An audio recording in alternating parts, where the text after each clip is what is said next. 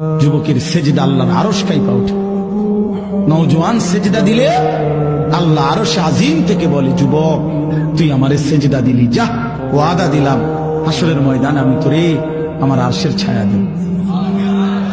বাহ বাহ, তোরে আমি পাশে বসাবো নওজোয়ান, তুই স্টেজে বইবি, স্টেজে বসবি, বাকিরা তাকায় দেখবে, বাপরে আমগো এলাকার হেতে দি বাদশাহ।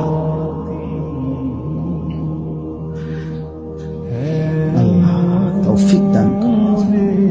চলেন এই আয়াতগুলোর তর্জমা বলি, শুধু তর্জমা। আল্লাহ তাআলা বলেন, কাল্লা ইদা দুক্কাতিল আরদু দাক্কান দাক্কা। বান্দা শুনো, যত লাফালাফি ফালাফালি করো মনে রাখো তুমিও একদিন থাকবা না, পৃথিবীও একদিন থাকবে না। এই গোটা জমিন আমি আল্লাহ তাআলা চূর্ণ বিচূর্ণ করে ফেলব, সব শেষ করে ফেলবো।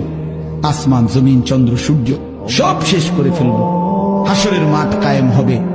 ওয়াজা রাব্বুক, আর তোমার রব, সমস্ত মানুষ দাঁড়িয়ে থাকবে হাসরের মাঠে।